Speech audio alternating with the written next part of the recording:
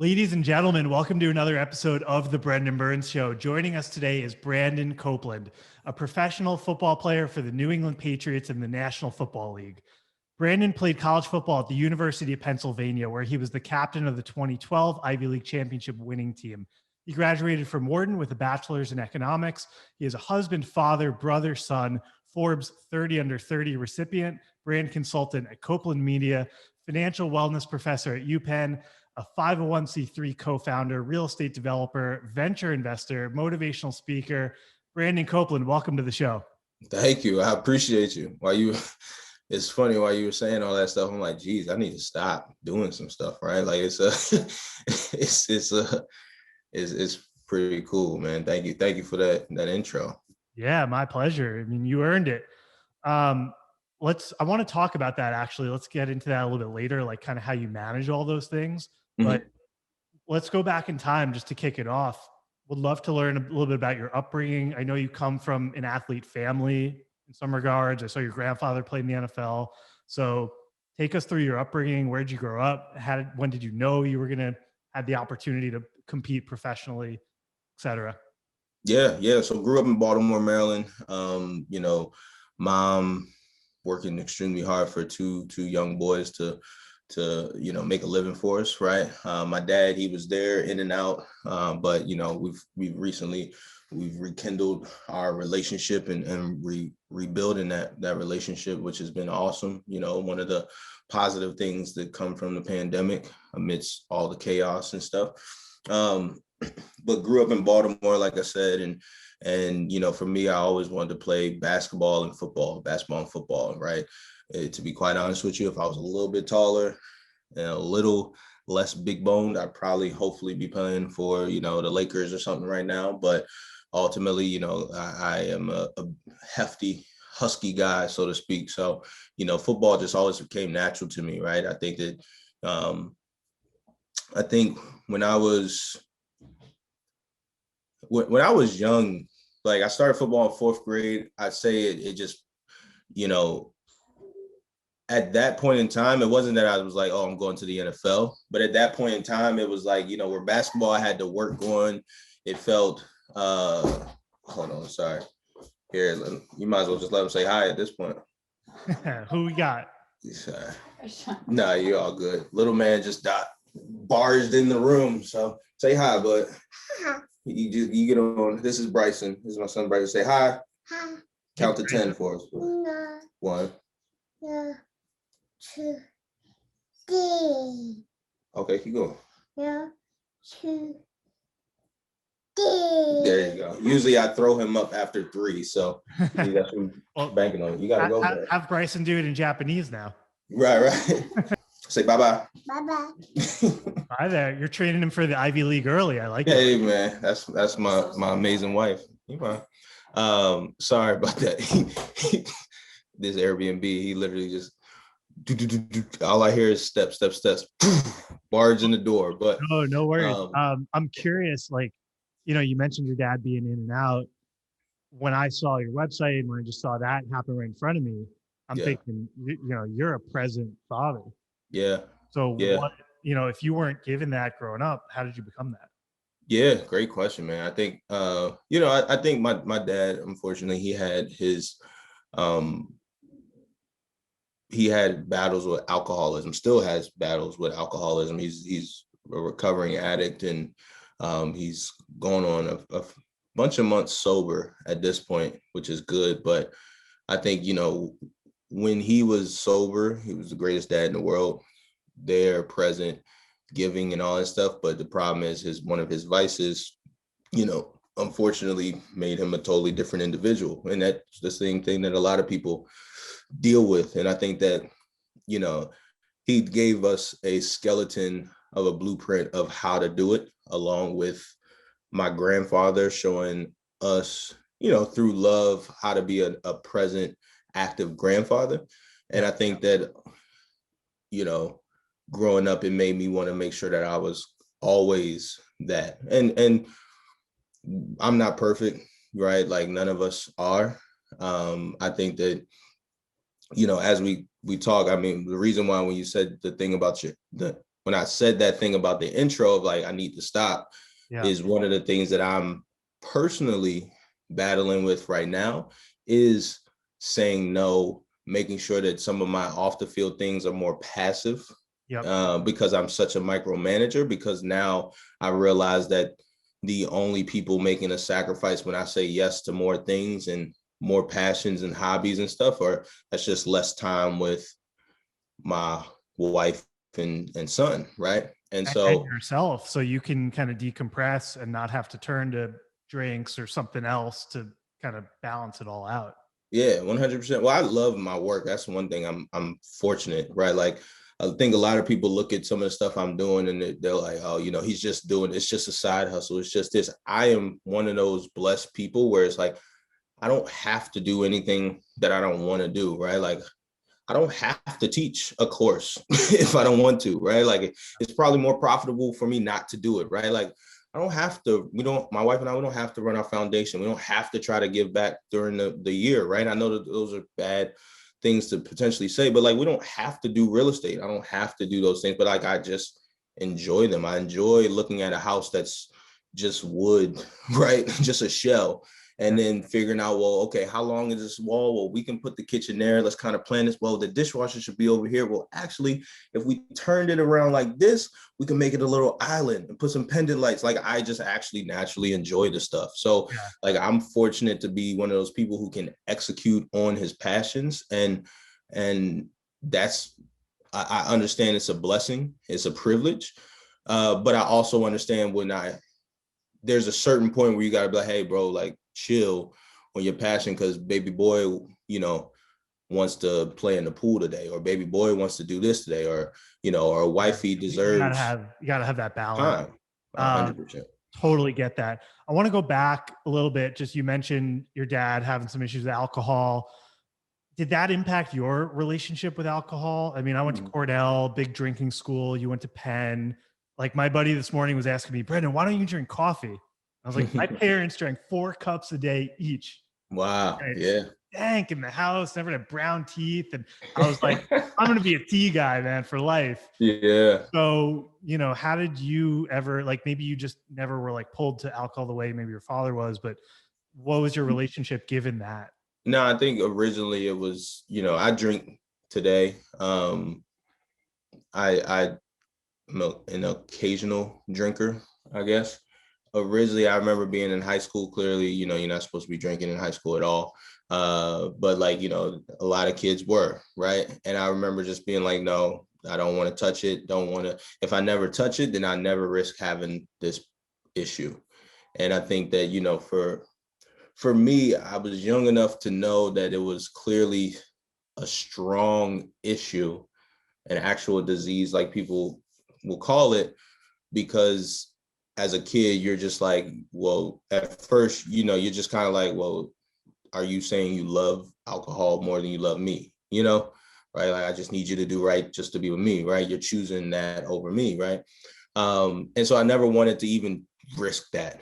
And then eventually it came a point in time where I was like, right now I'm more living in fear of repeating the cycle, which a lot of people scare you into, especially at a young age. Like they say, it's hereditary and all that stuff.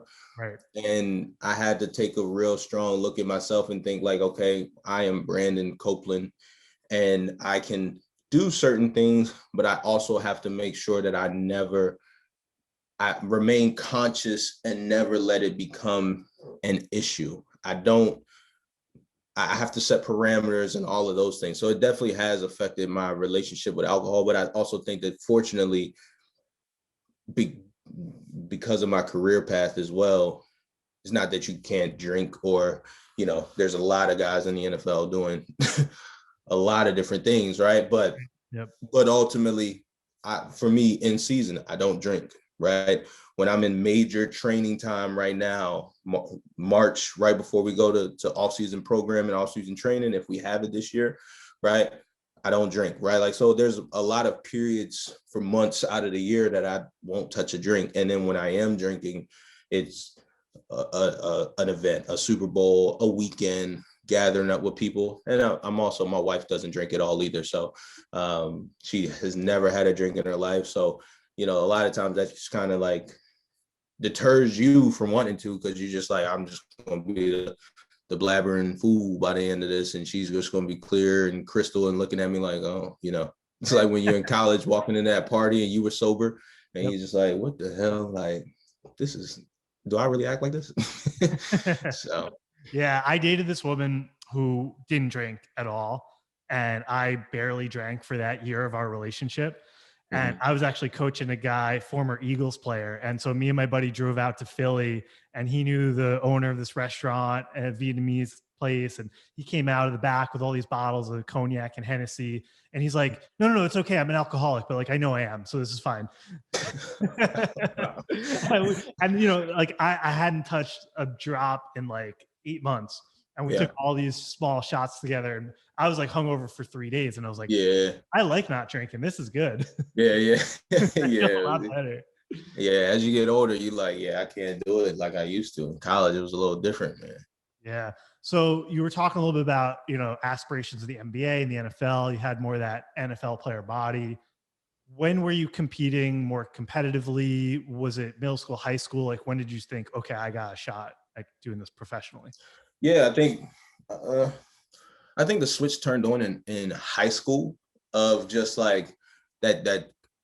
Well, I think football was always, obviously, it's clearly a competitive sport, right?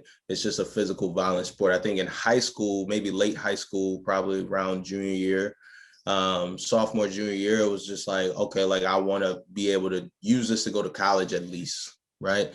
My granddad played in the NFL. I'd love to go there one day, but like ultimately, let me use this as a means to an end. And then senior year of high school, it was more of like, okay, like let's do something special with this and take this a little further than just college.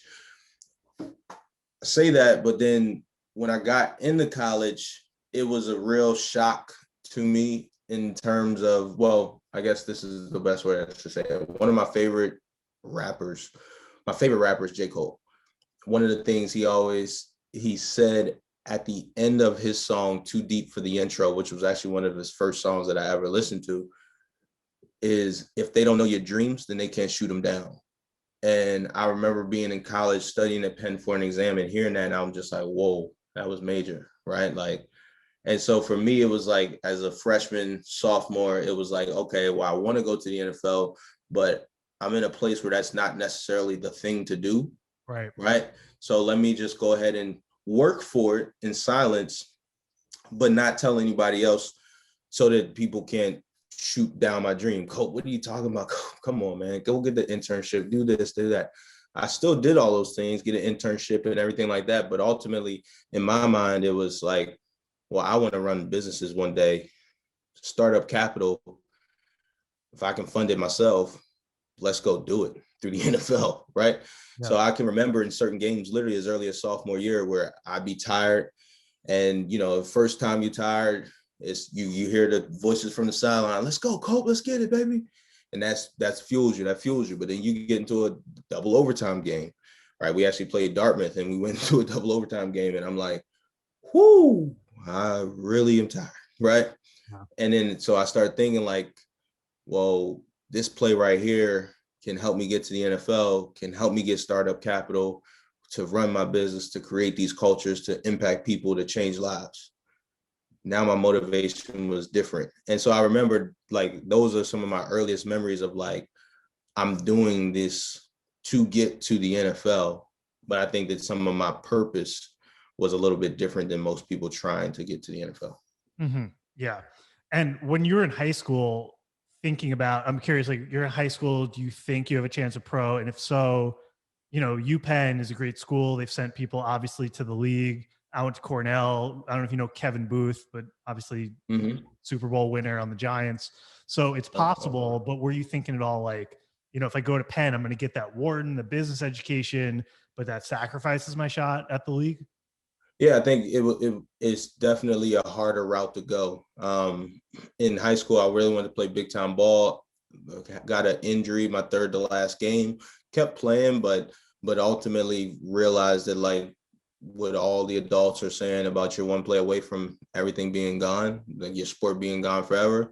was true. So decided to go, had an opportunity to go to Penn and Princeton, decided to go to Penn. And my grandfather really made me feel comfortable in that decision, because he said, hey, Cope, if you're good enough, they're going to come find you. And I'm never going to lie to you. Lying to you would be like lying to myself. What good does that do anybody?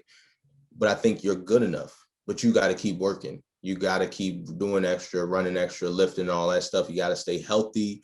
You can't let drugs detract you. You can't let women detract you from the ultimate goal and vision. And at that point, it was like, okay, let's go be the big fish in the small pond, so to speak, and go the hard route. Yeah. What an impact. This is your mom's dad? Yes. Yes. Wow. Is he still around? Unfortunately not. He passed 2019, January 6th of 2019. Unfortunate battle with Alzheimer's, dementia, CTE, Parkinson's, literally a bunch of different things. But the impact that he left on, obviously, me and my family. He had 6 grandsons. He had 3 daughters. Each of them had 2 sons. So he always said, I got back, at the world 2 times with getting my boys and stuff. So, he definitely left a major impact on our lives. Yeah. That's beautiful, man. Is there anything you can look at the way he lived his life, any habits, routines, philosophies that you think about that maybe caused him to be who he was? Yeah, man. Yeah, I'm actually, shameless plug. I'm doing a TED talk on it, actually.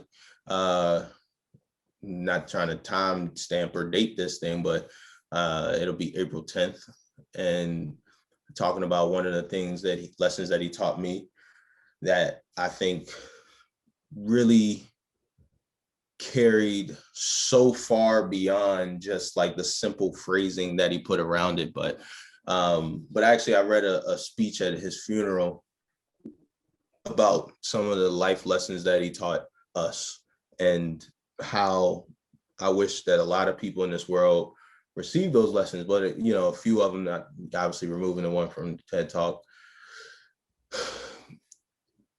I remember one of the better lessons that I got from him was that people aren't put on this earth to please you. And it literally happened because my brother and I we got into a fight, and my granddad grabbed me from the house and just was like, what are you doing? I told Chad that he needs to do X, Y, and Z. He's my younger brother. He's supposed to do it, right? Well, God didn't put Chad on this earth to please you.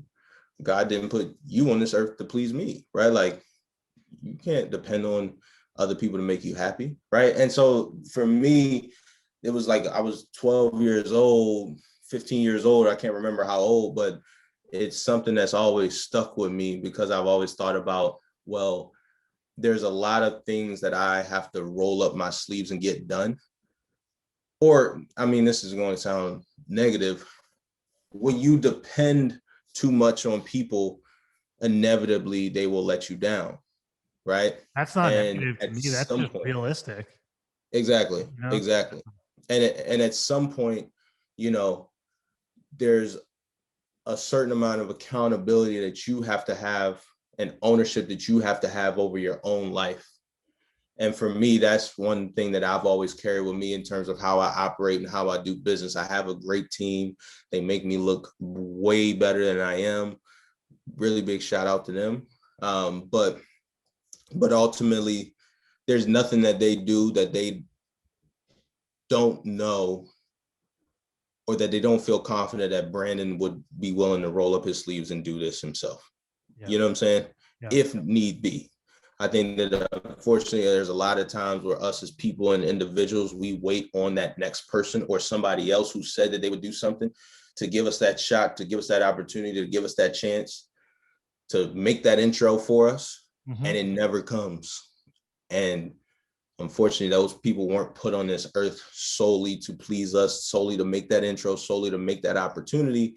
Yeah. It's on us at some point in time to create that opportunity, or create that intro, create that chance. And so, again, my extreme personality, as my wife says, kind of takes things and runs with it, and run with it, I guess. But that's like an example. Yeah, that's a good one. Where did you meet your wife? At Penn. We met our first day at Penn, and unfortunately she was, stupid back then, because it was love at first sight for me. I told her, yeah, I'm Brandon Copeland.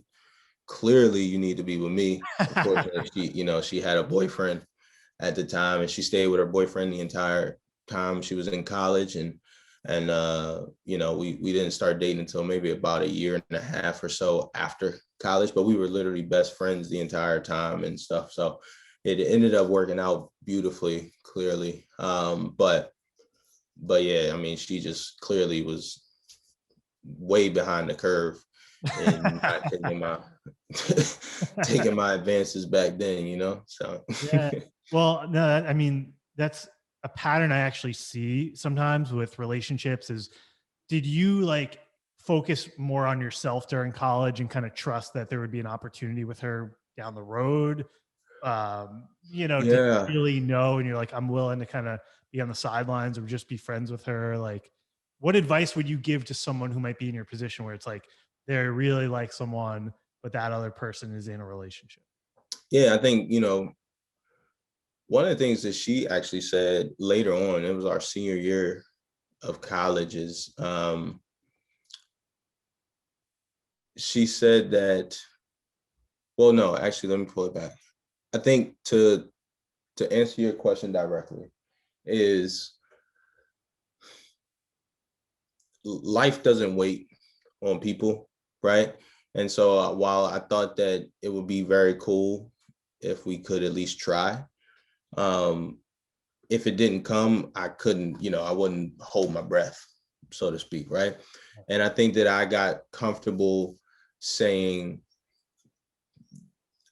I understand that the life that I want for myself, I see the picture, I see the vision, it has to happen, regardless of if you're in it or not. I know that sounds, this isn't the pickup line. I'm just telling you right now, like, don't go and say this as the pickup line, right? It won't last, right? Guys, But Brandon is not a certified dating coach. Just disclaimer. yeah, yeah. I think it's more the mental thing. I mean, yeah, it's more of a mental thing, right? But it's like, this is the life I want. Regardless, I'm going to make this happen. And the other, your significant other or your spouse is your partner in creating that with you and supporting you in that, if you all have aligned visions, right? And so I think, again, I remember the way it happened, like, we were best friends for some time, and then about a year and a half after college, I think it was like homecoming or something, right? I was off of a team at the time and went back to school at homecoming. We went to dinner, wine and diner at TGI Fridays or something. I was unemployed at the time. So it was like, hey, let's go ahead and, I like TGI Fridays though. So whether I was employed or unemployed, that's where we were going.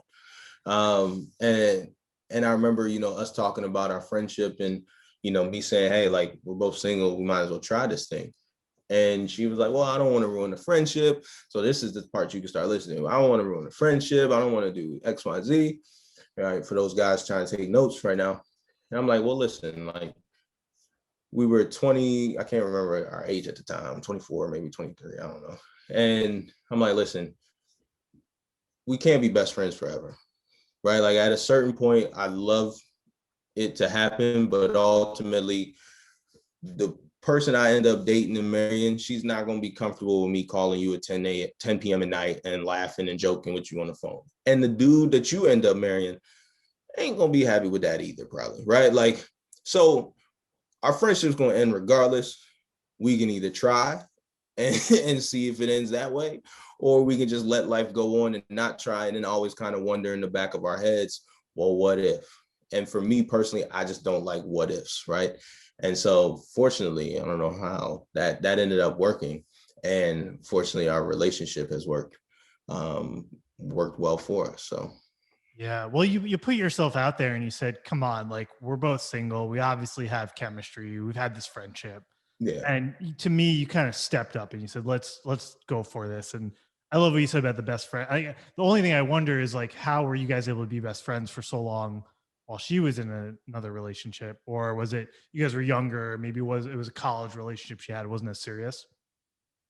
Yeah, no, we were best friends. I mean, we were literally friends, like no, like strictly platonic, like being able to talk with each other, confide in each other, all of that type of stuff. So, same way you can call a friend and just laugh with them about what just happened or what somebody just said. That's how we were, right? Yeah. And especially like the end latter part of college, but then also the end of like right upon graduation and things like that, entering into the NFL, calling her and talking with her about what's going on and what I'm seeing and her and what she was doing in her life as well. So, but yeah, it ended up working out for us. I understand it's hard for a lot of people, but yeah, we're one of those. It's funny because a lot of people used to always say you can't have a girl best friend, you can't have a, you can't have a female best friend, you can't have a male best friend. I'm like, what you talking about? We're best friends. We never did anything, And then years later, we got a kid and all that stuff. It's like, all right, yeah, gotta watch that. Oh, man. so she definitely can't have any male best friends right now. I'm gonna let her Oh, know that right now, guys, and I'm don't sure I probably couldn't either, but don't let it happen. right. So so how did you get from being at UPenn? You got this dream, J. Cole. You're not telling anyone about it. How did you get to the league? And then I'm also really curious. How did you go from being like a practice squad guy, like an NFL floater, to okay, I'm a starter on the New England Patriots? Because to Yeah. me, that's the place. Like I met so many athletes. Yeah, I got signed. I undrafted free agent rookie.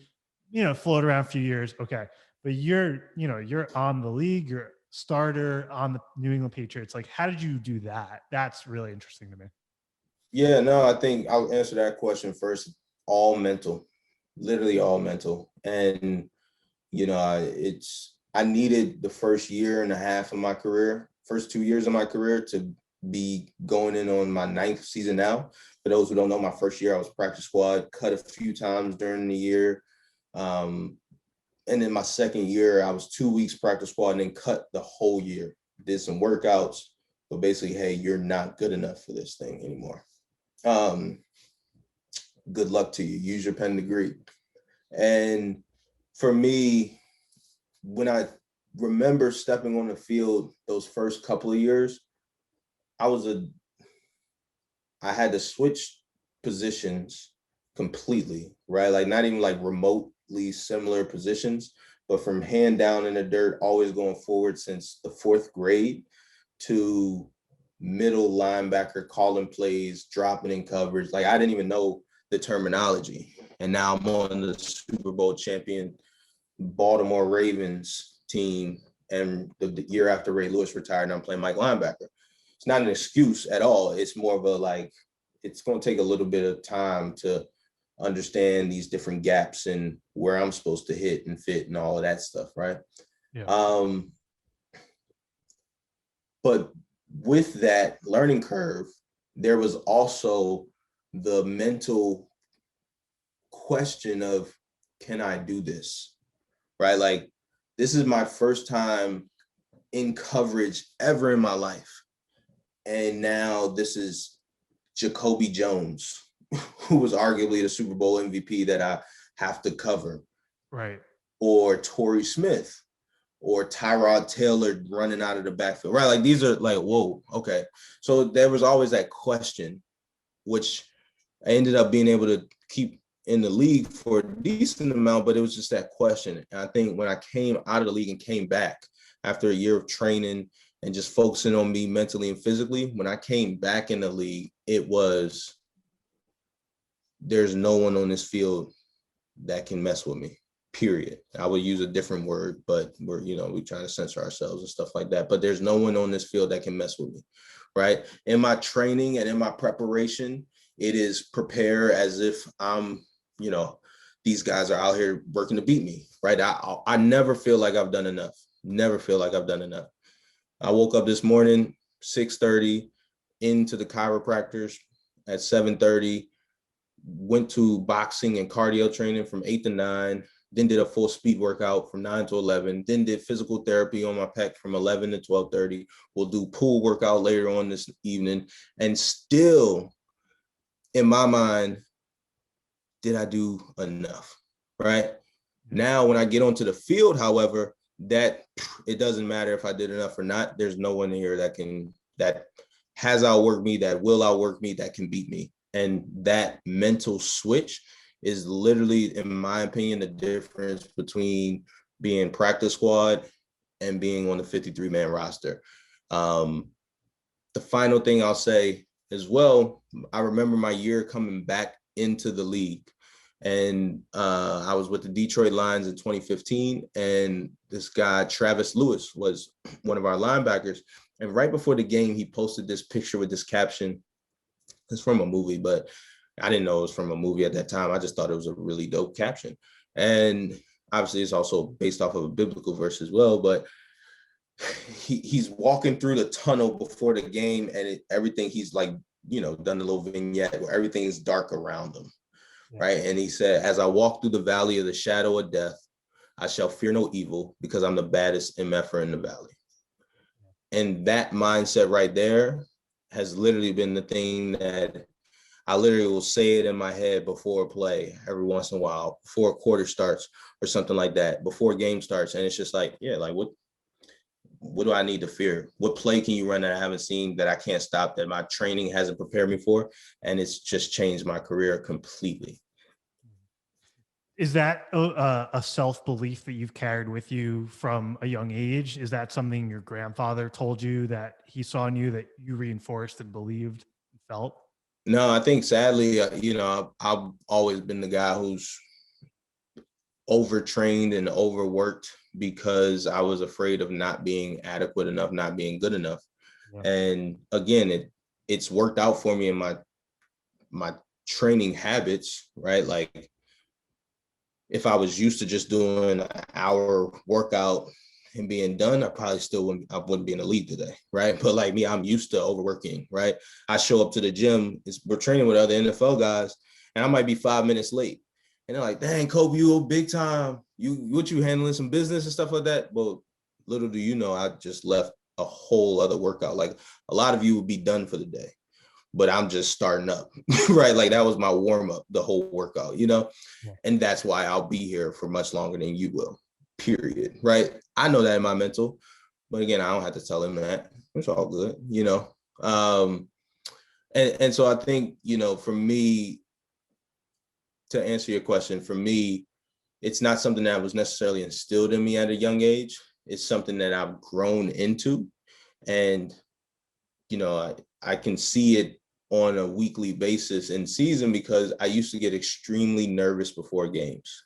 Like, I have all these videos.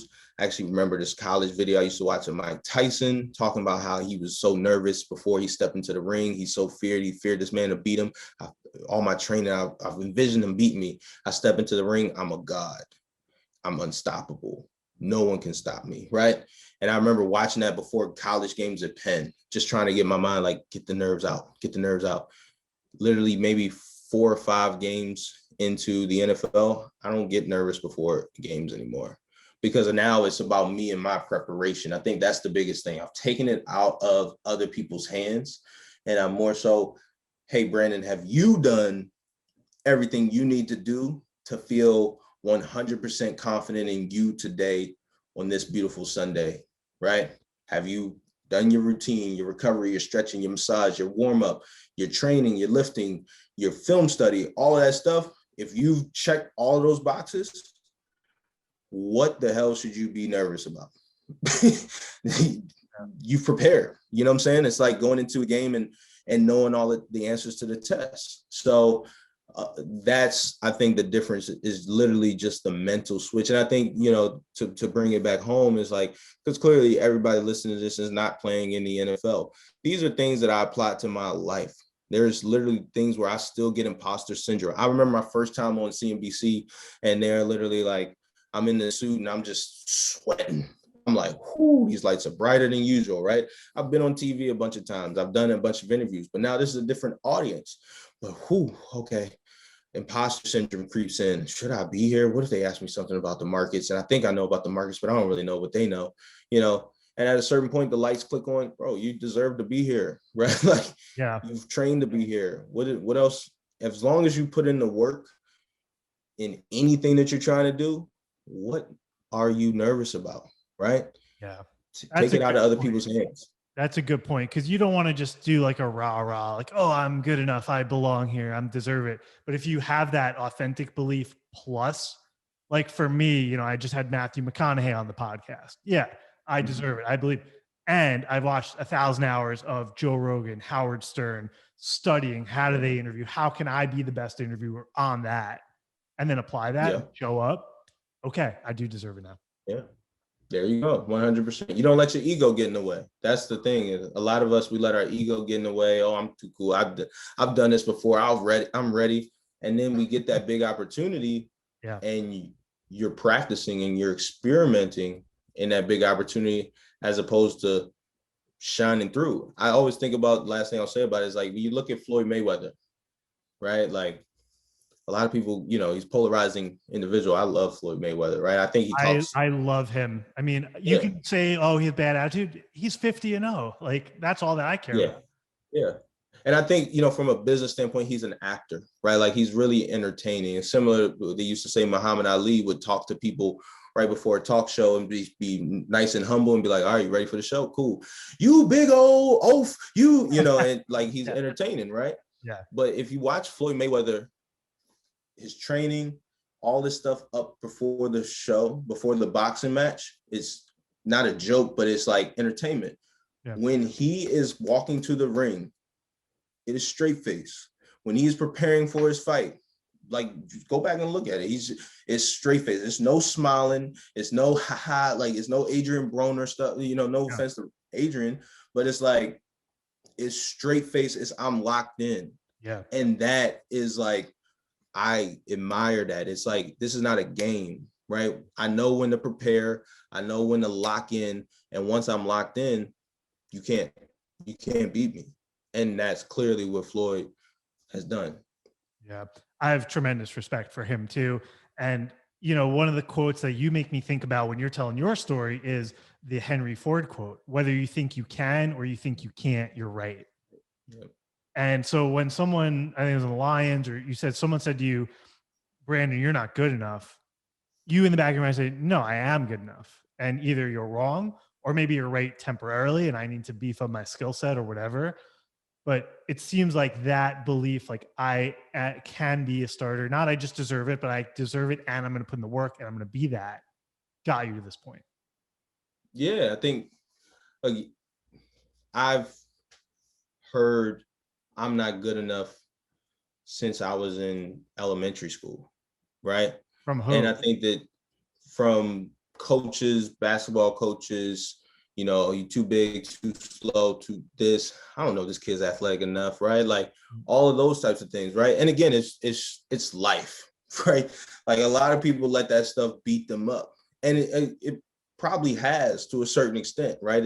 It's got me this hard exterior, so to speak, right, around my heart, right? But ultimately, it's more about, like, if you are so dependent on other people's opinions, you'll never accomplish a damn thing in this world. And I've gotten really, really comfortable and confident with that, because you're never going to be good enough for somebody. Somebody's always going to think you're not, like, funny enough. You don't look good. You don't look the part. You're never, like, you'll never be able to please everybody. Yeah. Right. So if you choose to listen to that one comment, or those 20% of comments that say, like, negative things, then you'll allow that to detract you from you and your purpose. So I say all that to say, like, for me, I've heard that for so many times in my life. I still, to this day, like, when I get signed to a team or anything, I look at the comments because I use it for motivation. I see it. I remember when I signed to the Lions and they said, oh, we just signed some special Eddie linebacker out of nowhere, right? Like, damn, like, sheesh, whoo, you don't even know me, bud. Like, but I still have the screenshots and I still use it for motivation, but it doesn't necessarily, I use it. And I think that that's what we have to do is like, if you can find a way to make sure that you can take exterior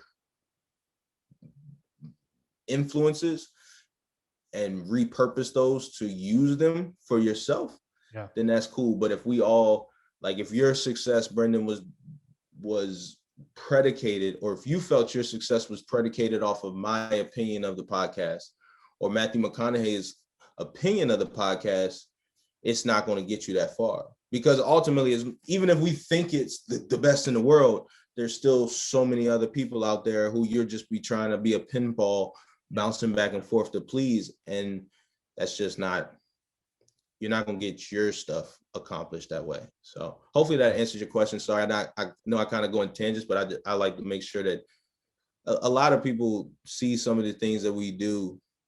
And I say we, my team and I do, and they're like, oh, it's a football player, he's this, he's that. And we do the financial literacy class, and a lot of the times people think the money things specifically are simply because I'm in the NFL and they think that I'm making some crazy amount of money. I am making more than the average person, and I'm very blunt in saying that. Yeah. I work hard for it. I have no problem saying that. I'm comfortable with it. But it's the mindset that makes me different, right? Like I don't have to, I could literally be the guy that comes home and does nothing, and my family and I would be good. But ultimately the life that I really want, the vision that I really have, it's much bigger than this. The people I want to help, I have to do much more than this. And football is just the start and the vehicle to help me get there. And so again, I just want people to get the mindset. Yeah, for sure. And that's why I reached out to you for the show, because I'm looking at your website. I think I saw you on LinkedIn before anywhere else. And it's like, okay, investor, real estate, crypto, 501c3, teaching at Penn. I was like, who is this guy? I was like, this guy's me and he's an NFL player. It's like, I found my mirror who's also on the Patriots. We got to get him on the show. Yeah, no, man. I love all that stuff too. So 100%. Well, I appreciate you, man. It's like, again, I mean, the hat, I kept the hat on for a reason. I was wearing it for training today, but the hustle just doesn't stop. My brother looked at me this morning when we got on FaceTime because we got something we got to shoot tomorrow. He's like, bro, you look tired. I'm like, I am, you know what I'm saying? But again, I know that there's this light at the end of the tunnel that I am working for, right? I'm getting me some sleep. Sleep is important. I will admit that. Get us some, you got to get you some really good sleep. And I gotta, personally, I have to be better at saying no. But ultimately, again, me, I'm not necessarily, the only thing special about me is my mindset. And whether it's football or if I never could play it down, and again, knock on wood, I love what I do. I love coming out there on Sundays. I love having a whole city's, well, two cities' emotions in my hands, right? Whether you win or lose, the team you play for, that city, they care, right? And that team you're playing against, that city cares, right? I love playing in away stadiums and hearing boos, making a big play and hearing boos, right? Like, I love that, right? That's what it's a passion thing. But ultimately, trying to take these different passions and string them together so that they create this life that you want for yourself, that's really what I'm about. And I think I'm just sharing my process along the way. Yeah, I love that. Do you have, we'll start to wrap up here, and I definitely want to give you opportunity to share where people can find you and learn all about all your projects. But do you have a defining play from your time in the league, like that you think fondly about or want to share? Yeah, I think my first sack in the league was good. Actually, I guess I got a sack earlier, but one of my first sack with the Jets, unfortunately, it was a 2-sack game. I think that there's a lot of things that, it's funny when you come out of Penn, right? It's not like a lot of people are looking at you like you're, Khalil Mack or somebody, but It was would have been my first 2-sack game, but we had a defensive pass interference on the second one. But I think for me, that was a really defining moment because it was one of those, okay, I deserve to be here thing, right? And so now you get the first sack. We're playing against the Dolphins. Ryan Tannehill come through on the inside, beat 2 blocks, and then sack them. And it was just like, whoa, through all of this stuff, right? Like my first full NFL sack by myself, it felt so good. Then a few, I don't know if it was a few plays later, maybe a quarter later or so, sack him again. And again, we got the DPI, but that's a 2-sack game in the NFL, right? Like that's that you deserve to be here. And for me, it's more of a like, I couldn't imagine a time when I thought of quitting, right? When I thought like, imagine if I did decide this is too much for me, or imagine if I did decide that coach was right, right? Like, I'm not good enough for the league, right? Like I've had a head coach in the NFL tell me that you might be too fat or too slow to make it in this league, right? Like a lot of people would crumble under that. Yeah. And literally, years and years later, beyond that, we're playing. So imagine if you listened to that stuff. Your wife wouldn't be sitting in the stands right now. Your mom wouldn't be sitting in the stands right now. Your brother wouldn't be sitting in the stands right now. Your son, unfortunately, he didn't get to come. He's too young, but he's been too young to ever see me play in person. Well, to really know, but like that to me was the dream. Coming after a big game and going and hugging and kissing them. That's one of the dreams, so to speak. So.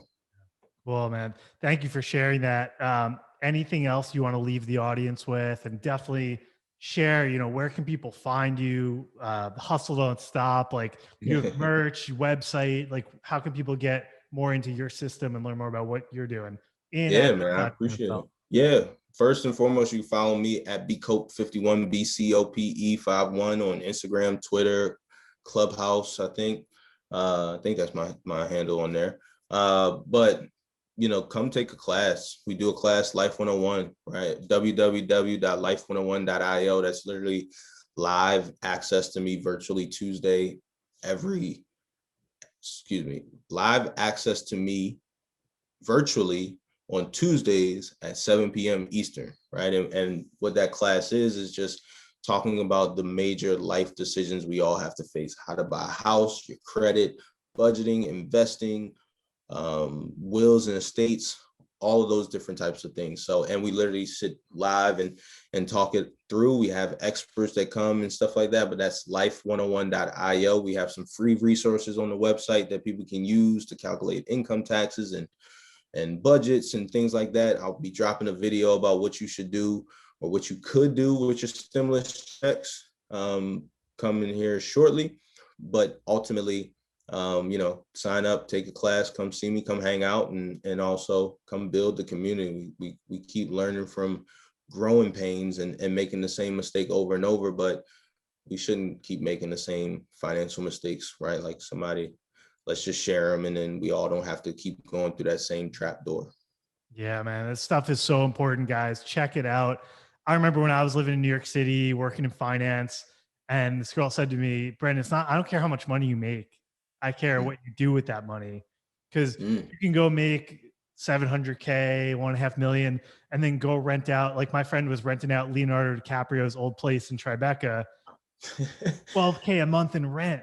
Yeah. I'm like, dude, save 4 months of that and go get down payment, or what, take your last year's bonus and go buy a place. Like, what are you doing, man?